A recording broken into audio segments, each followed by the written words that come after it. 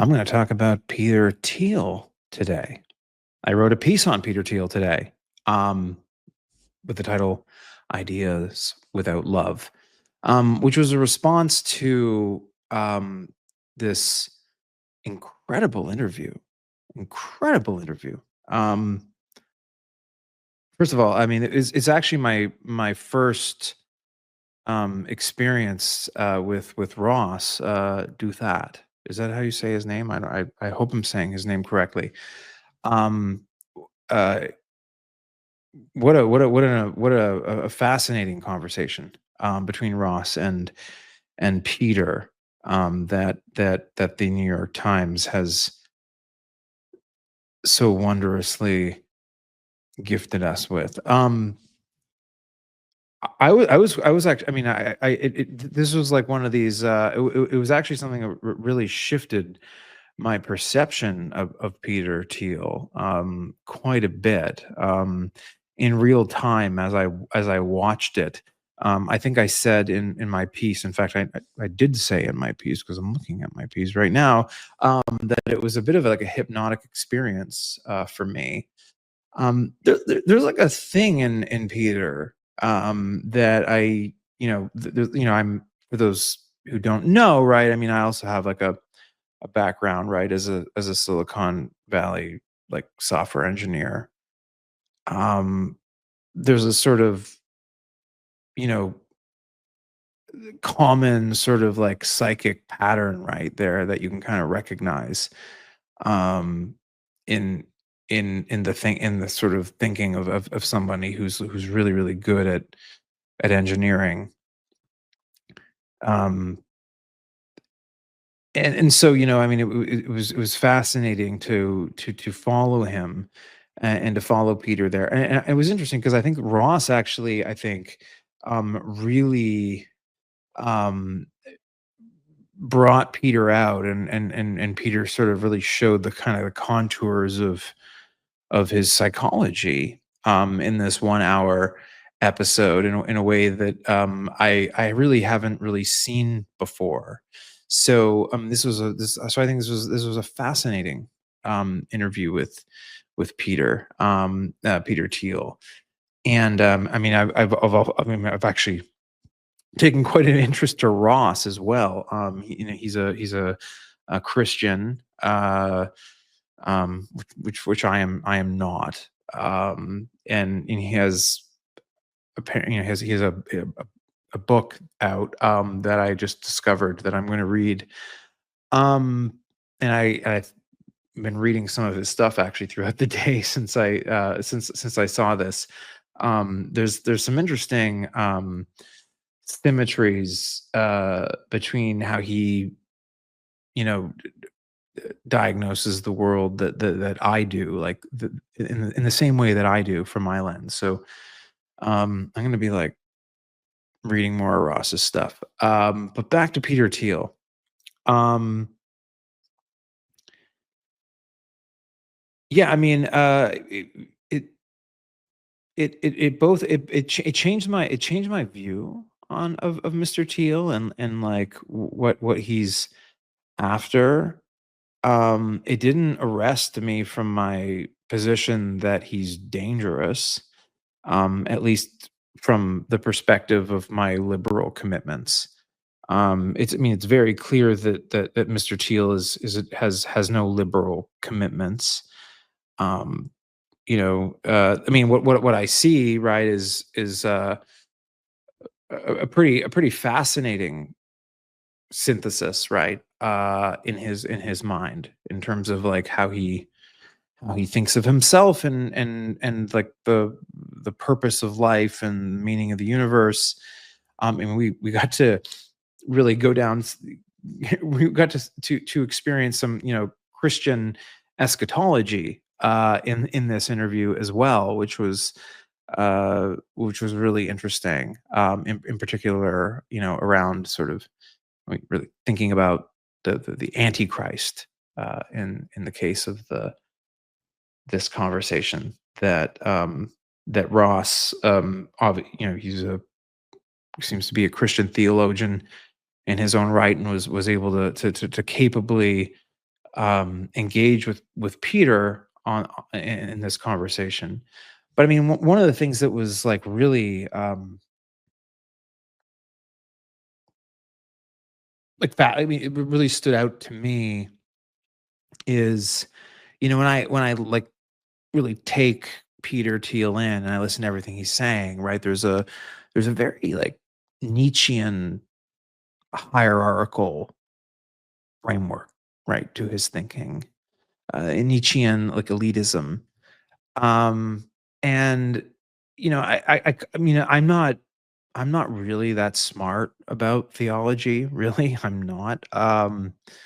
To the extent that I can comment on it, and some of the stuff that I've done, with like mythology and mythopoetry, gives me some, workable feelers.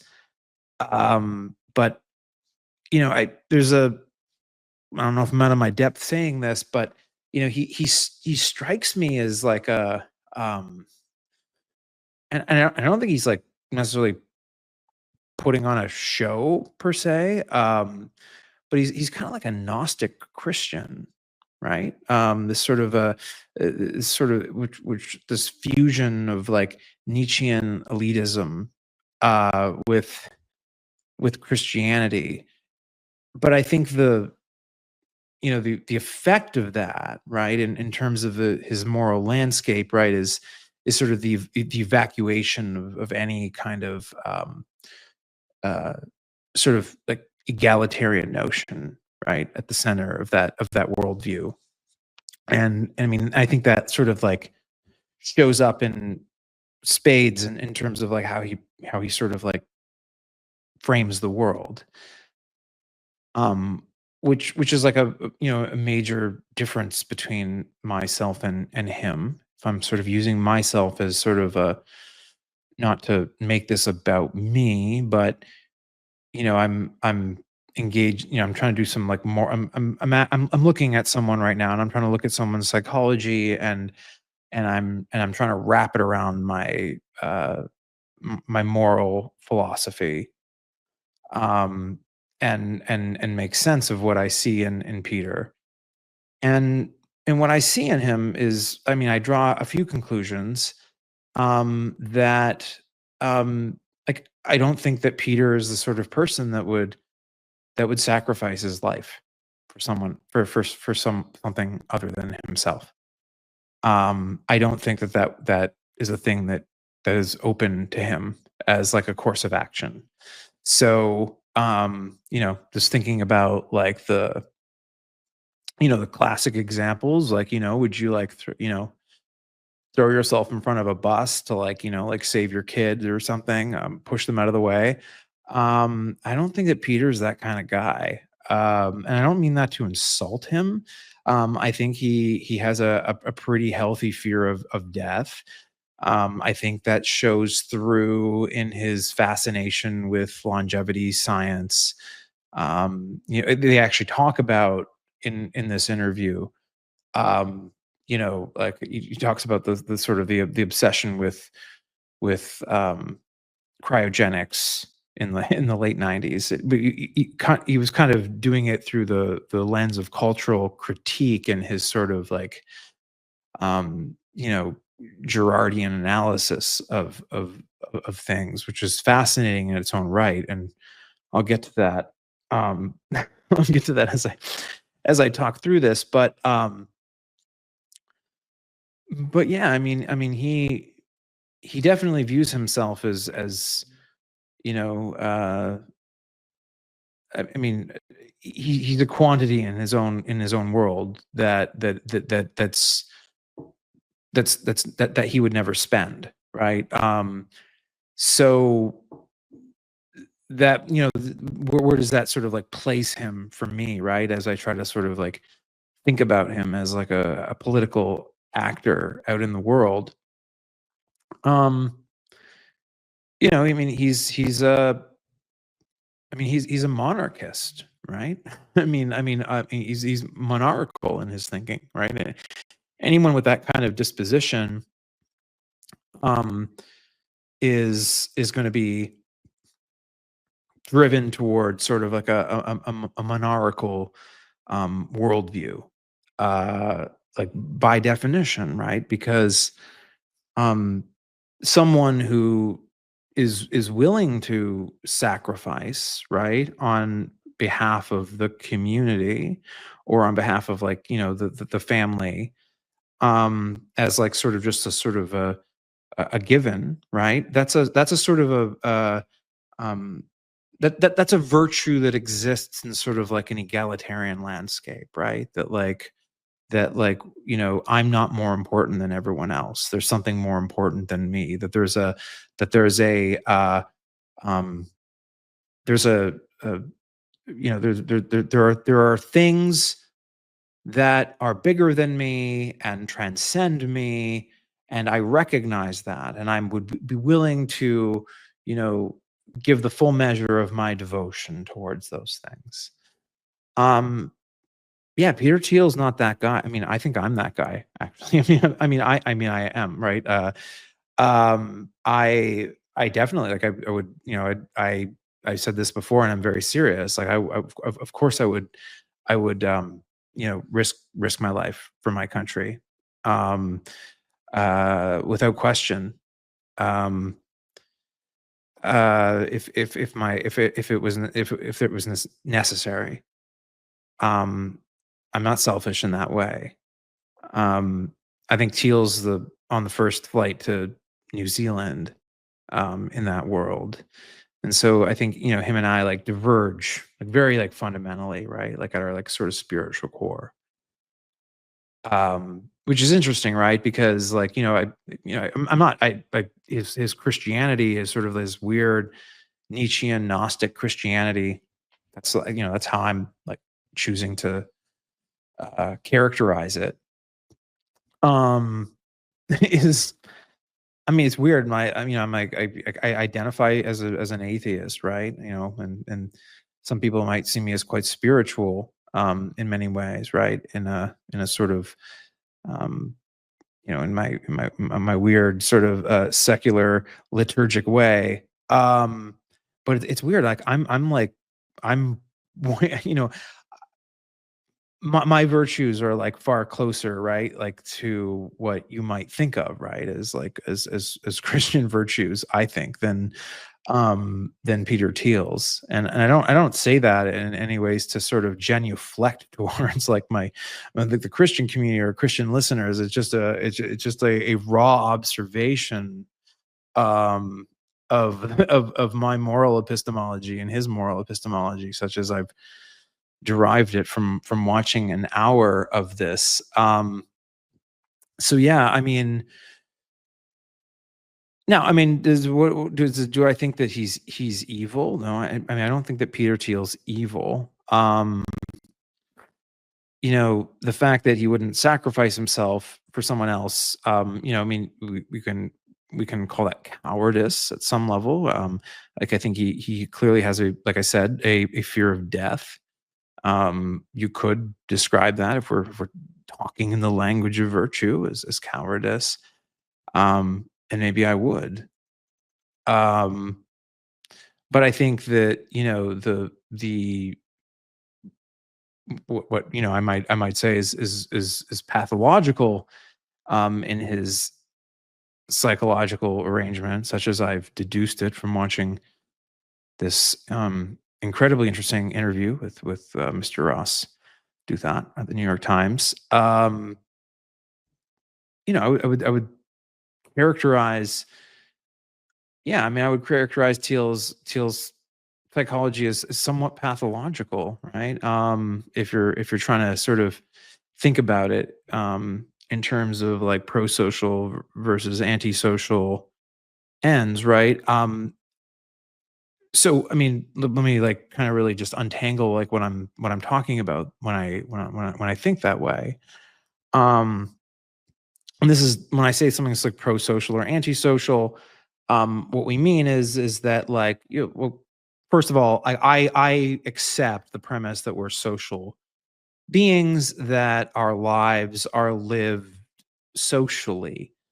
You're listening to me right now. You're listening to my words. This is a social experience that we're having. I mean, I'm not hearing anything back from you because I'm just monologuing at a camera, but this is a social experience. I know that you're there. I know that you're listening. I know there's some live listeners now, and there'll be many more listeners later who listen on the recording, and that knowledge that this message will be received is like part of, like, my justification for speaking these words, and that is all, like, you know bound up in a set of social contingencies and social systems around me. So when we say things are pro-social or antisocial, right? Do they add to that social realm, or do they detract from it, right? One way we might think about that, right, if we're trying to think about ourselves, if we're trying to sort of think in a sort of a humanistic way, um, something that decreases the amount of participation in social life overall, right, is or makes social life impossible, um or hard to bear, for others. That's antisocial behavior, right? Where, so social, the social sphere is where we all live. It's where we all play. It's what we all look forward to, right? And so where do I, like, look at someone like Peter Thiel after, like, mapping his mind like this in terms of, like, and I see antisocial pathology in him. Like, by that definition. Why? Because he plays when I listen to him speak, right? You know, he's talking about stagnation. He's talking about dynamism. He's talking about, like, the sort of, like, need to, like, move forward, to, like, uncover, like, new frontiers. Um it's about the present, looking different, more different from the past, to sort of, like, prove progress in this way. Um, which is, I mean, I don't want to completely, like, shit on this as a sort of gauge of dynamism, because I actually think there's a lot to be said for his critique, right? If we're sort of, like, concerned with the instrumental goals of economic progress and social and moral and political progress, I'll be the first to say he makes a lot of good points, but, like, I'm trying to, like, characterize, like, what his morality is at his core. um and this is, like, a really important thing to understand, right? Like, this is kind of getting a lot more advanced, like advanced philosophy, right? Philosophical thinking, moral philosophy, and trying to separate some things, from, like, separate some things in ways that makes us sort of recognize, distinctions that are there, that might be obscured by, by the fact that there's these, like, convergent things. Like, for example, like, we might find that we agree with our political enemies that today is Thursday. Okay. What does that agreement mean? Um, it means that we both use the same calendar and clocks, right? Um, if we, another more, like, proximate, like, example, it's like, so, there are people on the left that agree that Trump should have bombed, the Iranian nuclear sites, right? I don't want to get into a debate about this, but there are people on the left that agree with him on that. I mean, it may not be the majority, but, like, you've seen this. There are those who agree with it. What does that mean? Like, what is the meaning of that? Does that impact the moral status of Donald Trump in some way, that he's managed to, find agreement outside his political coalition? Of course not, right? And these these sorts of, like, these slices, right? These of um, of signals, right, are often very confusing to people, in terms of like how we sort of like, um, sort through the world, right, and find that like moral legibility. And so I'm pointing this out because like Peter Thiel says a lot of things I agree with in this piece, right?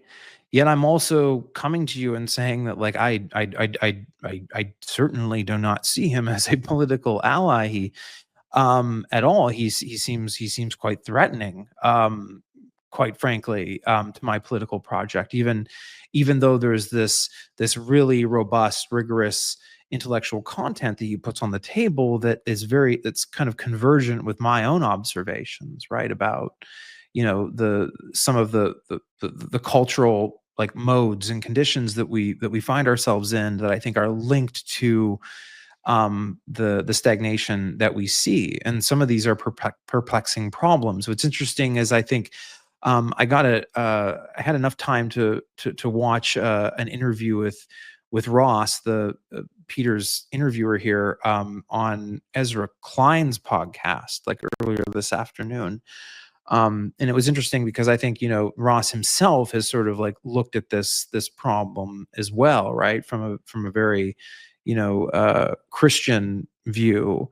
And I've been looking at this problem like myself, right, from a somewhat more, you know, like wacky sort of like, I don't know what you want to call me, like Camusian like view, like existentialist view.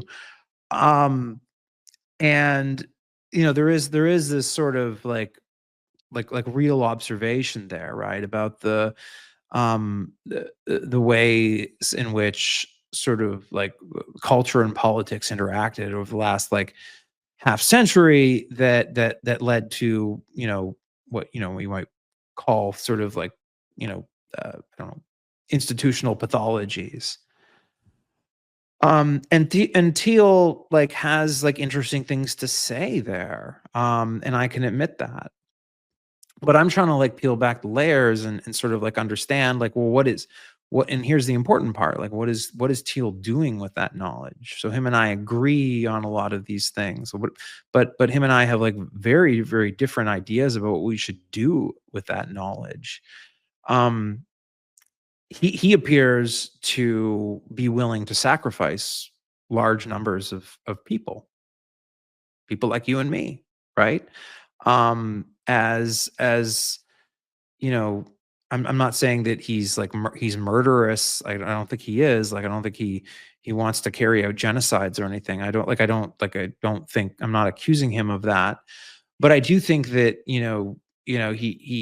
he believes something to the extent of like if you want to make an omelet, you got to crack a few eggs, right? And if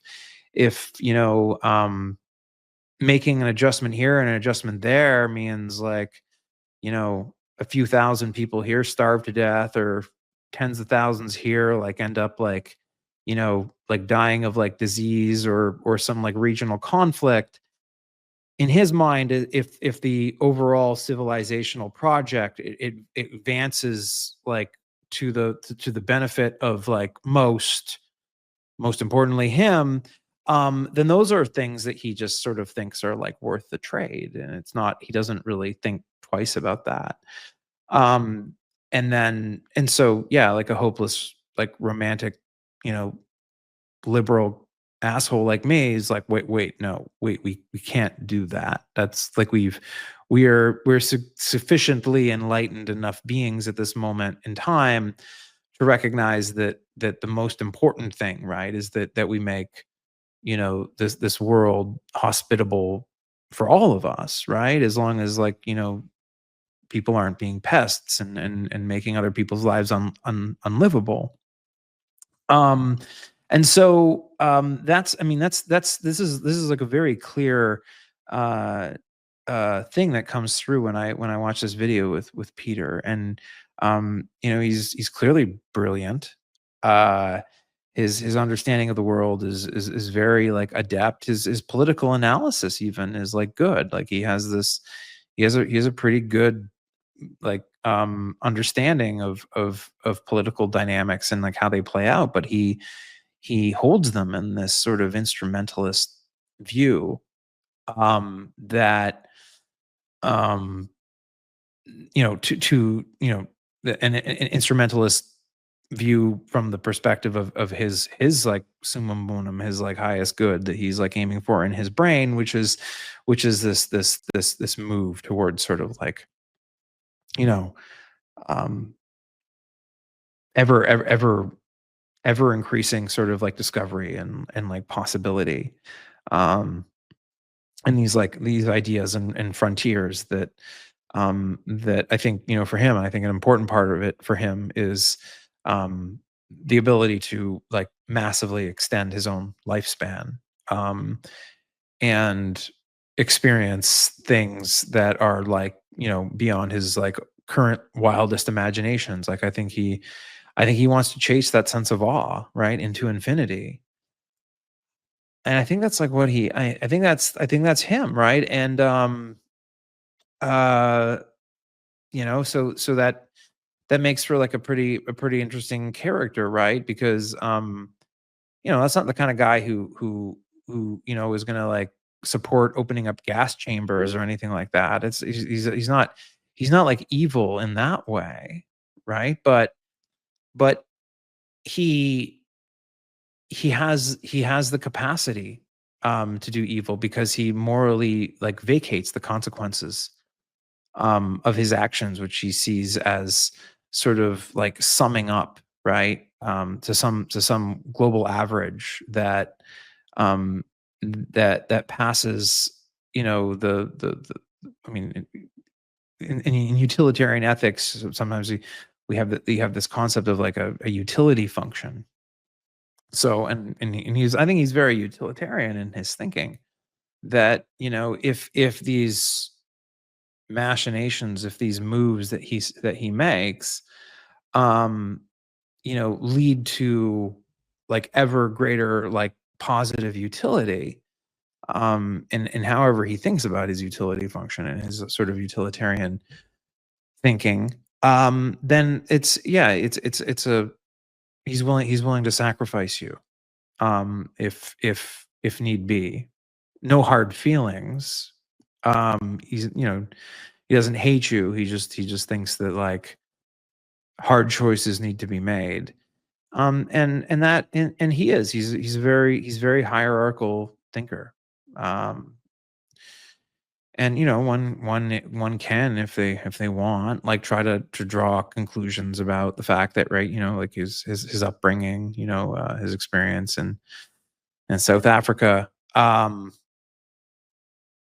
I mean, I'm not gonna get into like polemic territory here, but um I would observe, yeah, I would observe that he, um yeah, I mean, like, he would view most of what I think is, like, important, ethical, and moral, as sort of, like, quaint, sort of, um, empty rhetorical flourish.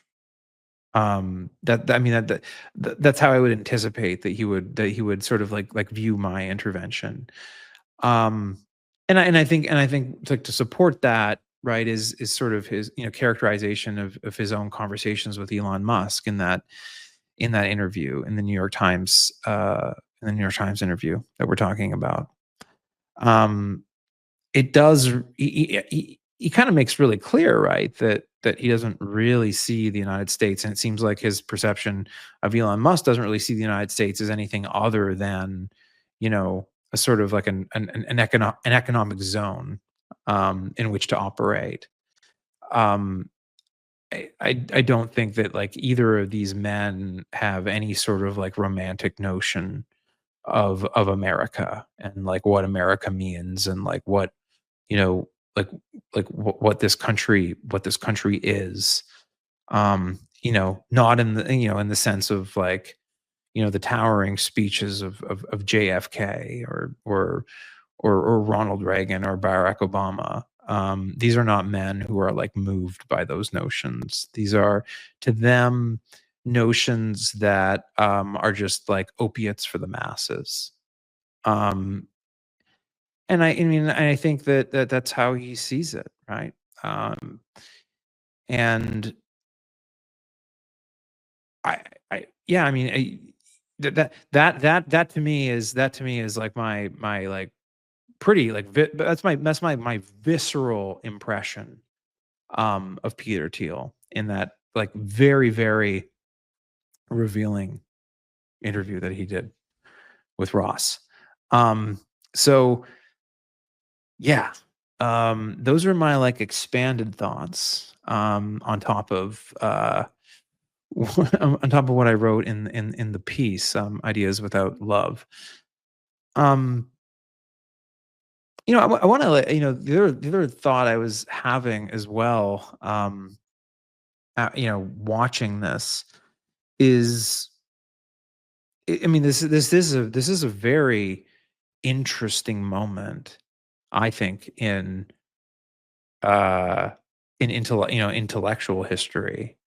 We are seeing, for better or worse, right? Like, Substack is part of this. I think the New York Times right now is kind of like really having a renaissance unto itself, and you see other, Wired magazine is like another outlet on the journalistic front that I think is really like showing some sort of like resurgent spirit, uh, for like, you know, journalism in the public interest.